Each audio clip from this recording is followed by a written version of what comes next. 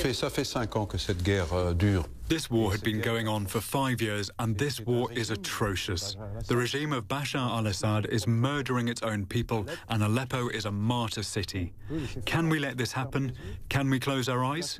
The UN General Assembly was an opportunity to hold multiple talks, yet still we are unable to implement a ceasefire agreement struck between John Kerry and Sergei Lavrov.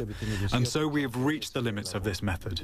So we need to be much firmer and much clearer, in particular with Russia and Iran, but Russia especially, because the bombing of Aleppo is only possible because Russia contributes to it. It is absolutely necessary that Russia face its responsibilities. If you don't, then you could be complicit of war crimes. What was attempted were talks in Geneva for a ceasefire, but they didn't succeed because there is a problem of trust. When the Friends of Syria group met in New York, I witnessed this verbal contest between the Russian and the American, and the others were spectators.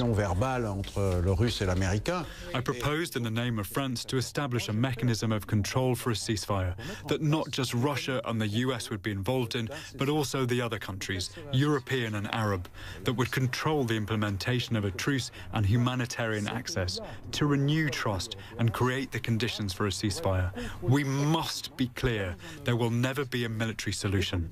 But the Assad regime seems to be more concerned with attacking the rebels, the moderate rebels so-called, than ISIS. It doesn't seem like they share your concern with extremist terrorist groups. We must convince Russia and Iran. They are stakeholders in this war because on the ground there are little more than 5,000 Russian soldiers, several thousand Iranians and Hezbollah.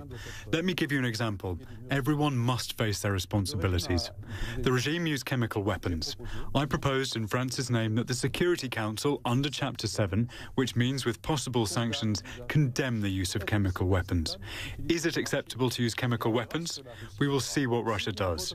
If there is a vote at the UNSC, will Russia use its veto? Can it take this moral stance vis-à-vis the international community? To close its eyes to the use of chemical weapons, this is a concrete example of what can be done. So you want to pass a resolution at the United Nations Security Council condemning the use of chemical weapons in order essentially to, quote, shame Russia into having to vote in favor of it under Chapter 7. Is there another solution? We could bomb regime forces. We tried. France supported this in 2013 after the use of chemical weapons by Assad's regime. That was the red line. We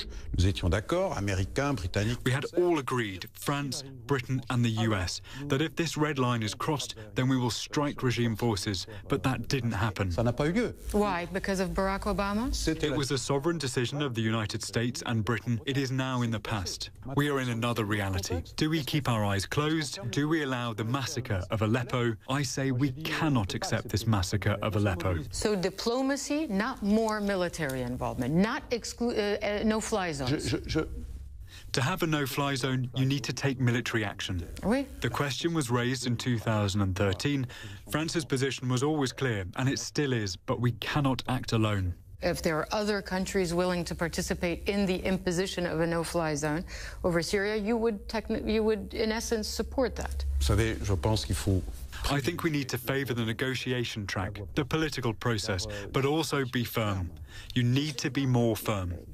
It's true that these last few weeks there was a sincere attempt by my counterpart John Kerry to negotiate with Sergei Lavrov, but we saw that it led to a dead end. So we have to speak with the same voice, with a lot more firmness to say to Russia, face your responsibilities, because if you don't, you will be guilty of abetting crimes against humanity. It's not nothing to say that. Now, C'est pas rien de dire ça. Oui, de crimes de guerre, war crimes. What do you make of Donald Trump, his proposals in terms of foreign policy specifically, since you're the French foreign minister? Je ne sais pas exactement quelle est la position de la politique. I don't exactly know what Donald Trump's foreign policy is. It's very confused. Of course, as the French foreign minister, I'm not going to tell Americans how to vote. But let me tell you something.